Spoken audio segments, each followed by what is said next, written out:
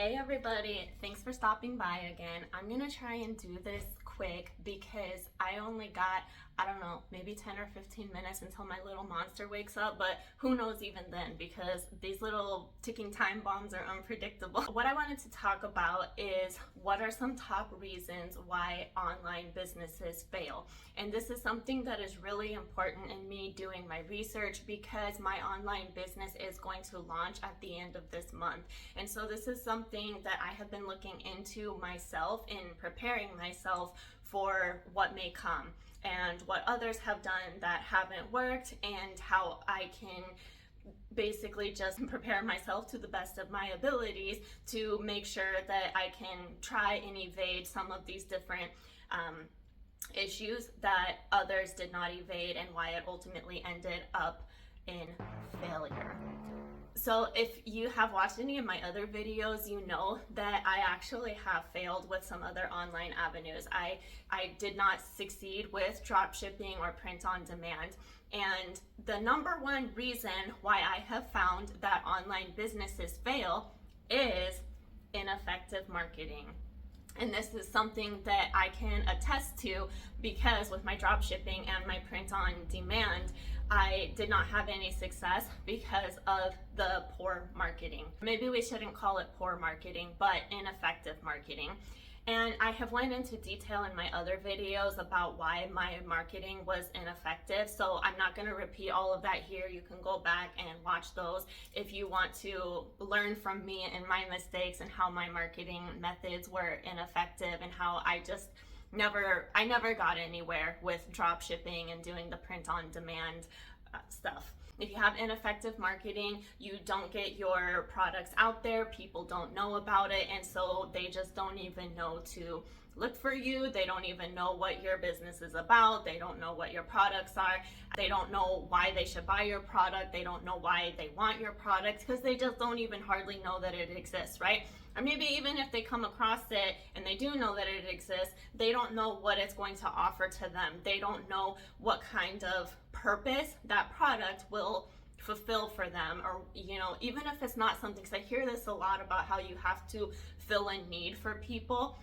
And I'm very new at this game, but I'm not so sure that I agree that everything is about filling a need for people, because people are frivolous spenders. They will buy something just because they think it's cute, because other people have it, because they think it will make them stand out in some kind of way if they have this product. I mean, I guess in a sense that is like a need for them, but it's not a need like a necessity, which is how I've kind of usually had a tendency to take that. That's my 2 cents on ineffective marketing. Then we come to number 2 in my research, and the number 2 biggest reason why online businesses fail is because of poor planning. This makes a lot of sense to me. You do need to kind of map out your journey a little bit before embarking on it. Again, I am about to launch, so I don't have a whole lot to provide you myself. I am just providing to you the research that I have done in getting myself prepared, as I said at the beginning of the video. So it makes sense to me that if you are unsure who your target audience is going to be, if you're unsure what your niche is going to be, if you do not plan correctly for your inventory, if you do not plan correctly for shipping materials, right? There are so many different aspects of this game that do need to be planned for, which is what I am doing my absolute best to do. And as I've said before in some of my other videos, I'm not good at waiting. I'm not the most patient person, but me having no choice but to wait so long for my inventory to arrive, I have to wait 3 to 4 weeks for it to get here. That is kind of a blessing in disguise, really, because it is forcing me, at least in this situation at the beginning before I launch, it is forcing me to sit back, hold tight, think things through, plan thoroughly. And so this is ending up to be something that is going to benefit me. I think later on down the road, that may become more of an issue. If something is really high in demand, I have to figure out how to get more inventory quicker than what I am receiving it now. But for the time being, I am okay with it taking a little bit more time to get here, although I am very anxious and excited to get all of this going. It is causing for me to have to slow down. I could definitely see in a parallel universe if I had just jumped into the deep end completely unprepared, not knowing how to swim, not having any floating devices near me to hold on to. I could see how this would be a huge detriment, right? And that's just kind of my analogy for somebody who launches their online business without being prepared, without having an actionable plan figured out before launching. And then so we go now into number 3, which is cash flow. When I have been making these business purchases, I have talked a lot about how I have purposely looked for manufacturers that offer a low MOQ, minimum order quantity. And that is because the lower MOQ is lower price. Also, that benefits me too for space reasons, because I'm doing everything here in my apartment. So for those 2 different reasons, I have needed to have a smaller MOQ. In this case, when it comes to cash flow, it's keeping these orders down, is also keeping my costs down. And so I don't have to worry about these huge big expenses. Also, I still work a full-time day job Monday through Friday, and that obviously is a stable income for me. And so I'm not doing anything. I am taking a risk, but I'm not doing anything too crazy. I've seen testimonies of people just kind of quitting their job and they go get something part-time, or they move back in with their parents. And you know what? If that works for you, all the more power to you. That would not work for me. First of all, my parents are not around anymore, unfortunately, and having my 8-month-old son, I have to be working full-time. I definitely cannot take up any part-time options unless those part-time options are in addition to me already working my full-time day job. So that is part of where my cash flow comes in, is from my regular job that I currently hold, and then also trying to keep my costs down. That is our number 3 is, I did 6 there for you, sorry. That's number 3 is cash flow. Makes a lot of sense, and I'm sharing with you what I have done to manage that. Number 4 is poor inventory management, and I touched on this just a little bit in number 3, talking about cash flow. Essentially, a business needs to be able to predict, which in some cases sounds almost impossible, because it's like, how do you predict something that you don't have experience in, which is kind of my case, right? I do not know any business owners personally. Sorry, that's a lie. I know a couple of business owners, but they are not people that I feel comfortable enough talking to about any of these strategies. They're really more of just casual acquaintances, if you will, or just people that I've kind of met and known in passing. And also, they're not online. And I feel that online is probably a different ball game than having a business that people walk into and shop in your store. Businesses, as I was saying, need to be able to get a sense and gauge supply and demand. That is making sure that you have enough supply to feed the demand of the public, of your audience, of the consumers. This is something that I am trying to prepare for, but I'm also gonna have to say, stay tuned on this one, because I don't know how this part is gonna go for me yet, if I'm just being completely honest. I haven't launched yet. I will launch at the end of the month, as I've said. And the thing is that I have ordered a low MOQ for the reasons that I gave you in number 3. This is kind of where I'm torn. I'm torn because I ordered a low MOQ, and I did some of this in thinking, well, I don't see that when I first launch.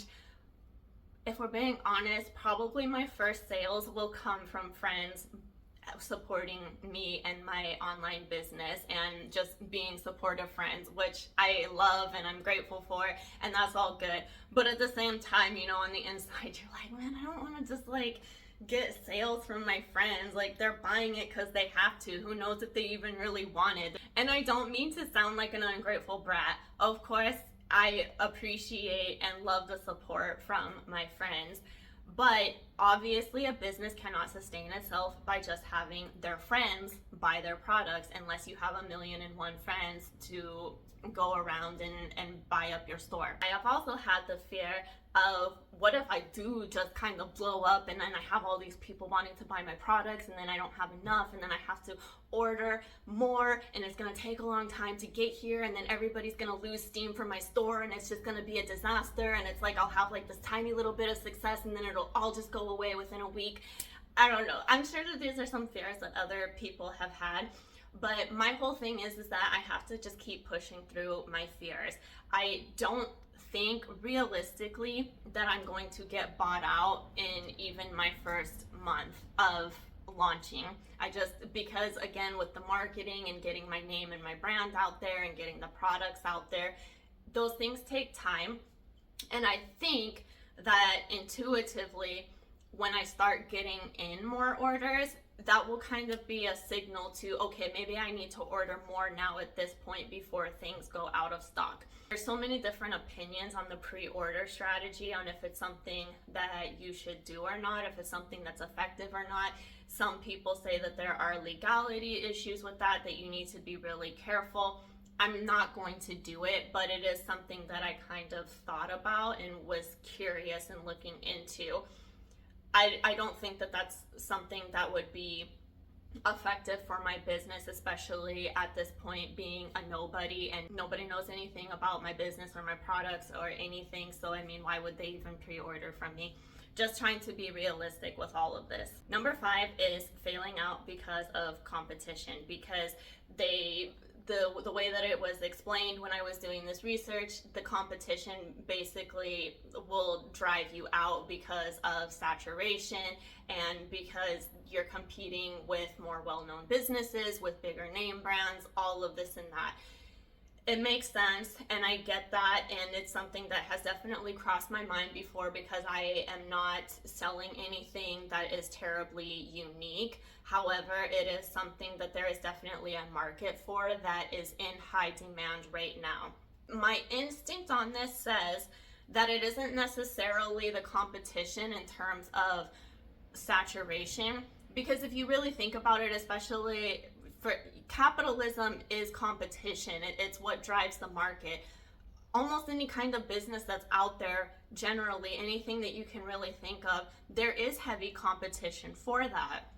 And so I don't necessarily know that it's because of saturation and it's just, oh, well, we've already seen this before and we already know what it's all about.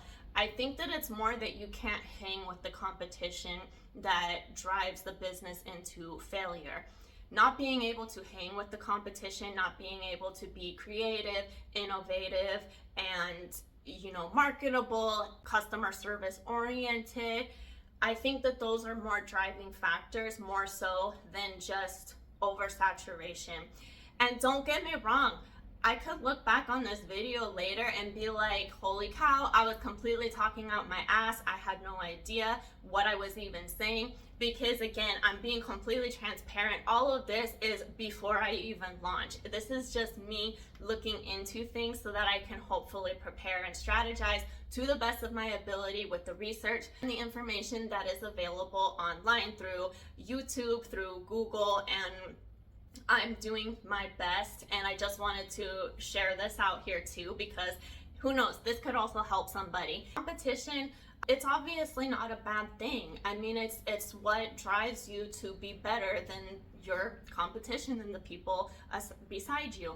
I'm a competitive person. However, I'm not a competitive person in the sense where I don't like to see other people succeed. I applaud other people's success. My competition really comes more from being competitive with myself. I'm in competition with the person who I see looking back at me right now in my camera. That is my primary competition, and it always has been.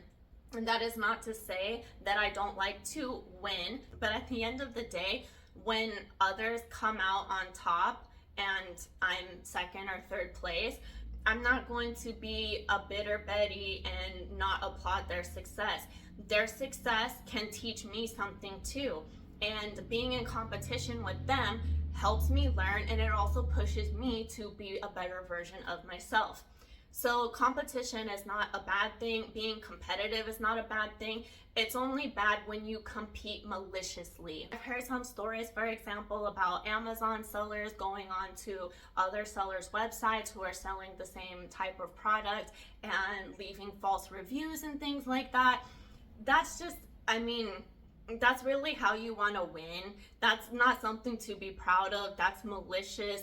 You do not have any dignity or integrity doing shit like that. When I become successful, notice that I said when, not if. When I become successful, I want it to be because of my hard work, because of my intelligence, because of my strategy, because of my creativity. I don't want it to be because I was backbiting, because I was malicious, because I was sneaky, because I was a cheater. I don't want it to be anything like that. I want to be a winner because I'm good. That includes my research that I wanted to share with you, top 5 reasons why online businesses end up failing. I really hope that everybody is able to learn something from watching my videos and watching my journey as it progresses. I'm very excited to launch at the end of this month. I can't wait.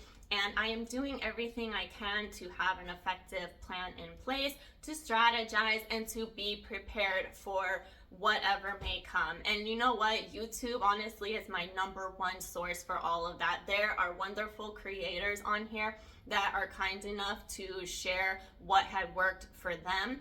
And I basically just take pieces here and there from everyone's story and try to figure out what is going to work best for me in my situation, because our circumstances are not all equal. They don't have to be. Like I said, it's just taking bits and pieces from other stories and figuring out what works.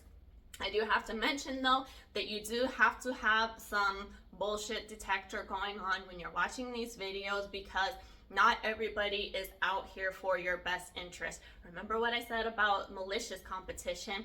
Some people, unfortunately, are kind of gatekeeping, and they give advice that really does not sound right. They give advice that is contradictory from other videos that they have made in the past.